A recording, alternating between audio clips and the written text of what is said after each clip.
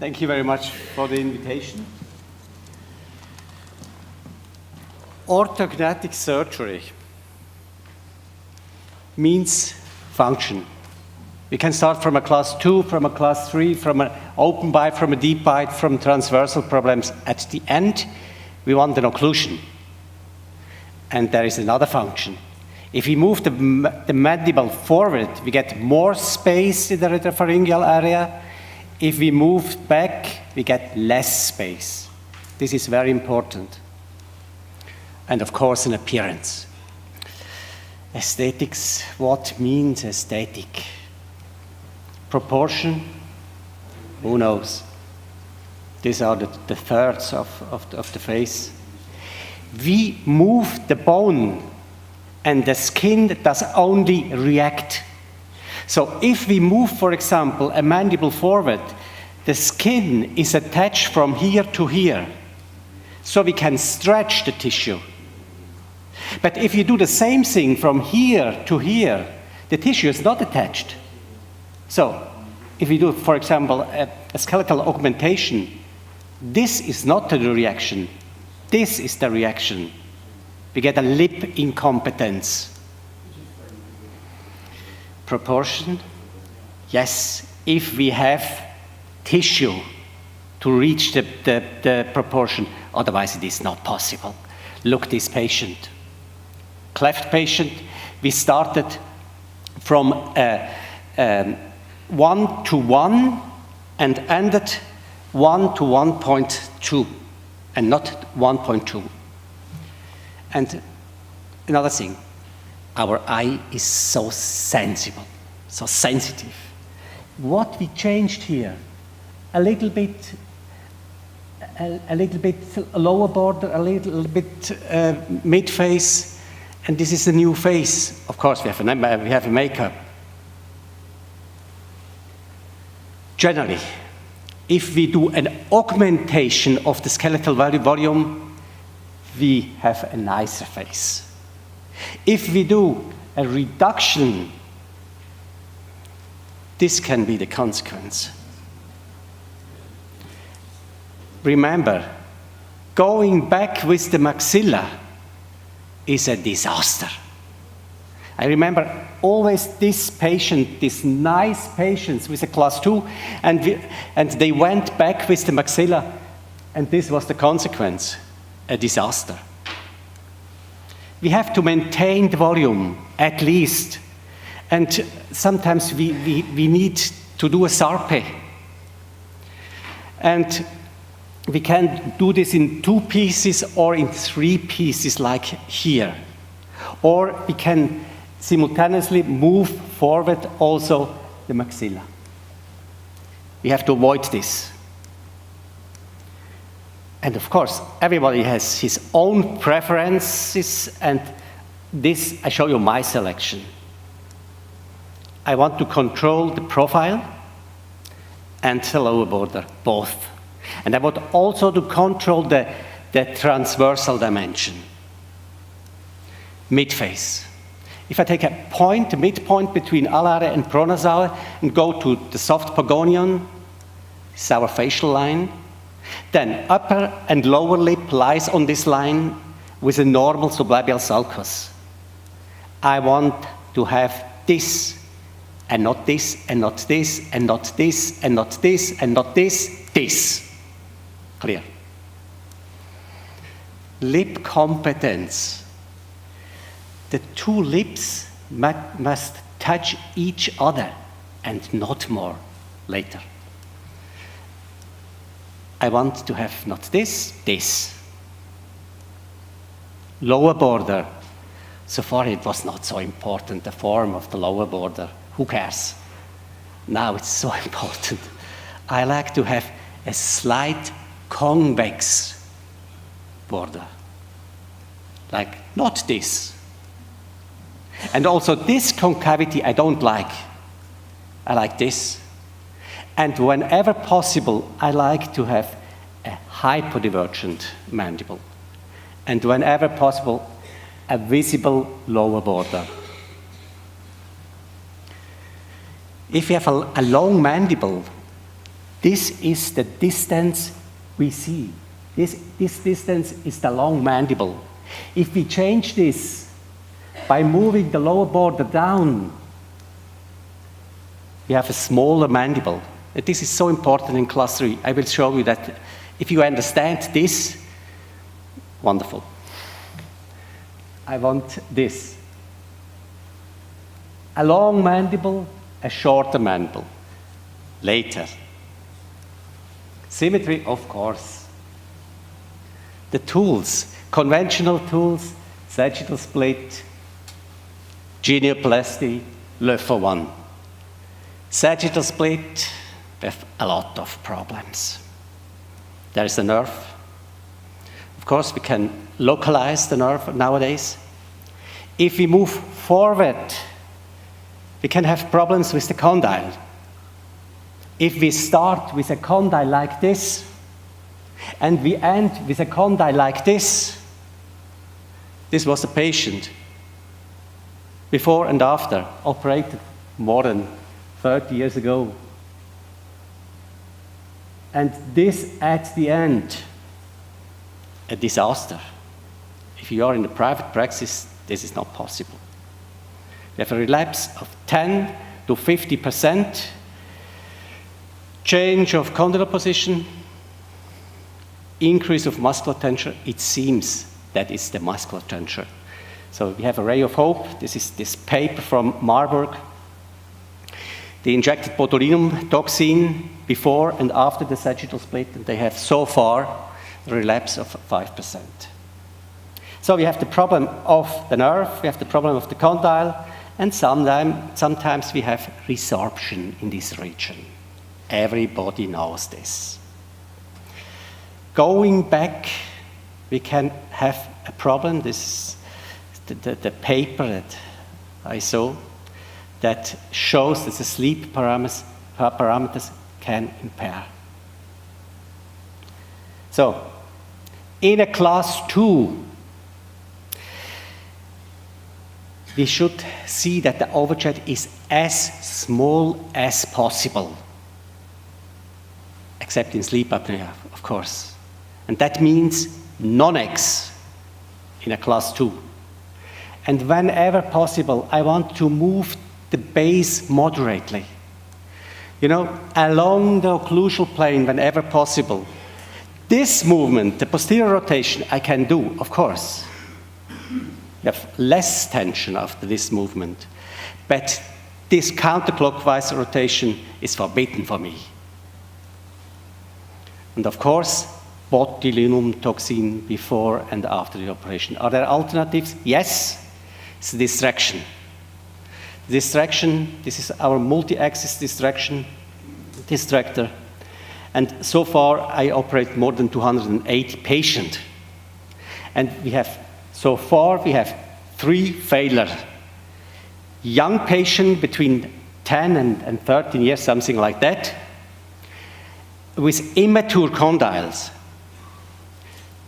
A patient before and after 15 millimeters forward movement.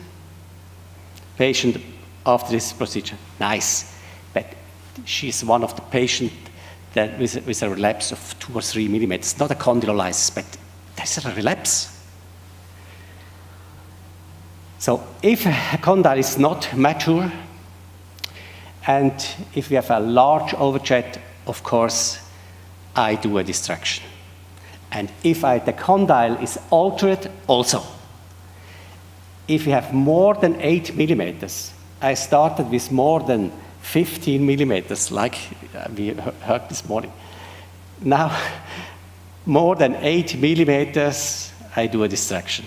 Of course, sleep apnea is a wonderful indication for a distraction. This was a doctor, and he couldn't even drive during the day a car because he was afraid of falling asleep.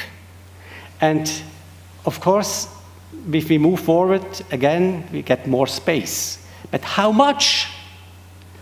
And we started doing this distraction and measured the parameters after 12 millimeters, no effect. After 14 millimeters, no effect. Effect after 17 millimeters. And then we moved the maxilla forward. Now we're still working. Other alternatives, yes, is the front block distraction together with the wing osteotomy. I will explain you that. And of course, we have another distraction, it's the frontal block distraction of the upper jaw, but there is not enough time to explain all these distractions. I can show you the wing. And this is not new. Grimm, 61, published. But it was a horizontal cut. Probably at this time, the sensibility was not so important.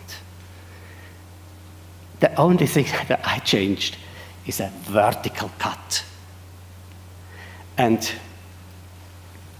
of course, you have to know where is the nerve. And ideally, the nerve is in this position. And this is more than 95% you can do this osteotomy. And so far, this osteotomy is safer than a sagittal split. Incision, and please, you have to detach the soft tissue only to the osteotomy site and not more. The most important thing is that the whole tissue remains attached to this wing. Behind the nerve, mobilization, fixation with a screw, with a plate posterior. Again, don't detach the periosteum.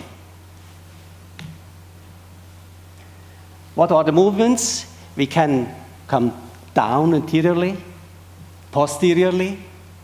We can do this movement. We can bring back the frontal block, the base of the frontal block, and go back. We can remove bone, ostectomy, and go back. We can open anteriorly, we can open posteriorly, we can correct an intramandibular disorder, and of course, asymmetries. This is the main indication. This was the conventional chin osteotomy that I left totally. It started like this. This was a patient, and with this malocclusion, LEFO1, chin forward, frontal block at the base forward, close and open bite, the open bite. We started from here and ended up here. Why not? But she was not happy, because if you move forward many patients have this depression.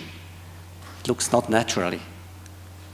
So I started with this anterior wing, and this was a corticotomy. And if you move now the conventional chin forward, you spread out. This was the fixation. Nowadays, I go always to the angle. Patient, one of the first patients, before and after. I show you a lot of patients. Yeah, I have done more than 7,000 faces. It's easy to show you some nice faces, but this is every day. This is daily patient.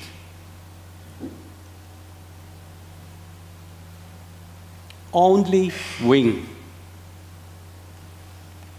And also here, because you have a part of the masseter botulinum toxin.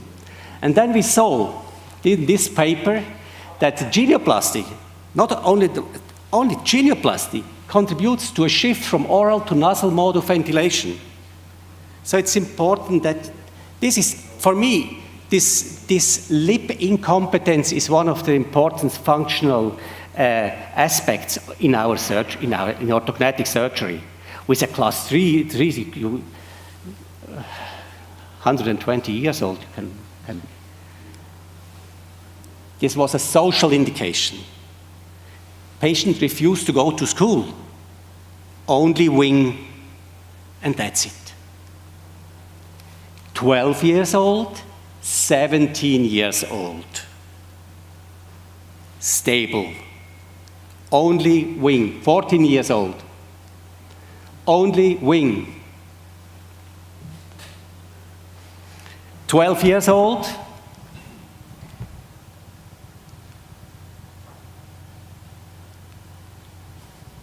Another patient.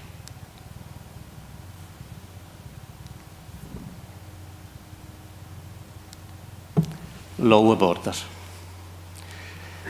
This was a patient after a sagittal split, and he wants to have more lower border, a pronounced lower border.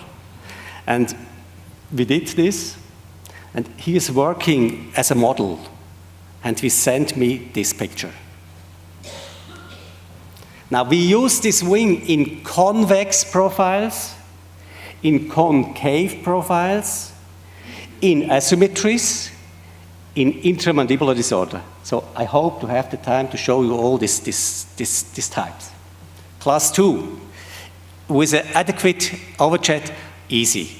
You have to bring forward the mandible in occlusion, and if you end with the chin on this line, okay, easy. It's only a sagittal split, like here, only a sagittal split. But generally, you have a compensation. That means that the overjet is too small. When I correct the occlusion, the chin lies behind this line. So you have to do something to bring it forward. And I do this with the chin, the wing, with the wing. In the past, what we did? We did an extraction of 2 premolars. And then the orthodontist prepared the arches, but sometimes we started from 4 or 5 millimeters and ended up in 12 millimeters. What is dangerous for the condyle? Now, this was one of the patients I operated also more than 20 years ago. Now, we can correct in this region, but we can correct also anteriorly by bringing forward the wing and do a distraction of the frontal segment. If you have a crowding, you can reduce this overjet, and the rest you do with a sagittal split. Or if you have this situation with these roots, of course, there is an onlay and then a sagittal split. Or you can go to the end, and then, of course, you have to close this space by moving forward the rest of the teeth, and then you need an anchor, of course. Simultaneously correction of the intramandibular disorder, simultaneously correcting also of the asymmetry. A lot of patients. I never thought that so many patients has an asymmetry. Also, if it's only a slight asymmetry, a lot. Wing and more. Wing and more, BMAX or monomax. I'll show you now patients, daily patients.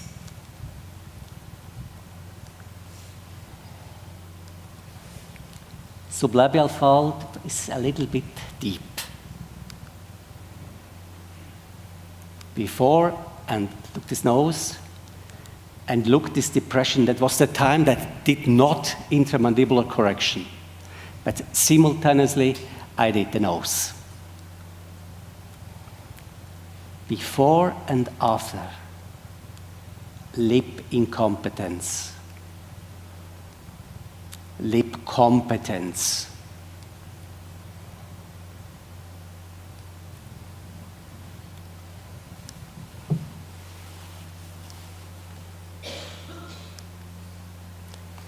If you enlarge the transversal diameter, generally it looks older. Attention with ladies. Huh? This is 2 years later.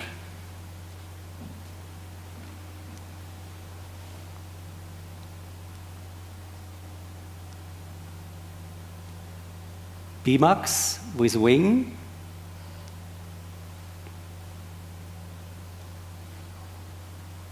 Also BMAX.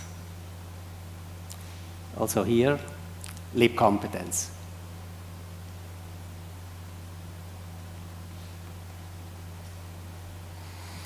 Overjet too large. That means if I bring this mandible in occlusion, the chin lies in front of this line. You have to do something. So, one of the possibility is not a possibility. Conventional genioplasty going back is not possible. You get a congestion of the submandibular tissue. If you bring the whole tissue back, it works. If you have a plateau, ostectomy, and you can go back from the top, vertical incision, vertical ostectomy, and then you bring back in one or in several pieces. Patient. This situation, level 1, sagittal split, wing back. See, this about the same congestion before and after this procedure.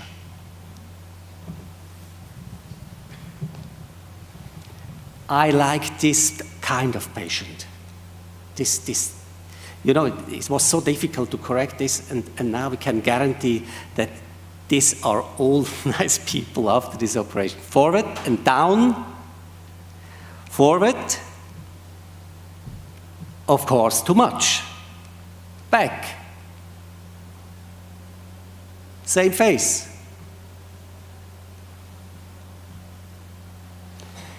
The other possibility was a posterior rotation. Of course, we can do this, but whenever possible, we want to maintain the lower border. Patient, before and after, and you see almost the same lower border. The other possibility is to bring forward only the frontal block.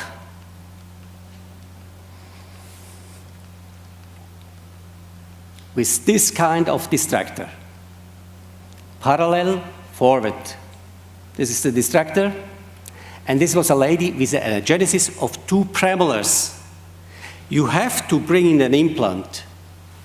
Why not bring more than 1 implant instead of 4 premolars? Now she has 6 premolars. Occlusion and face. Of course, it's easier. This is local anesthesia, of course. Lip competence. So this is the advantage of this wing osteotomy. Lip competence means the lips touch each other and not more. I want to have this and not a lip incompetence, but I want also not a lip compression. So for the planning of the vertical dimension, for me, it's the exposure of the upper teeth, it's the sublabial sulcus, and this is lip competence. And forget the proportion. Why? The soft tissue, again, is attached. This is the first thing you see when you do a wing. If you bring this forward, and this is the difference from an onlay. An onlay, you have to detach everything. You bring not the tissue forward. Patient, forward, lip competence, the whole tissue, 2 years later. And this is a new paper from India. Oh, yes, it seems that there is also effect in sleep apnea patient. Now, patients, lip incompetence before and after this wing osteotomy. Generally, we do this movement, and then you have to do bring in an onlay. Yes. Patients,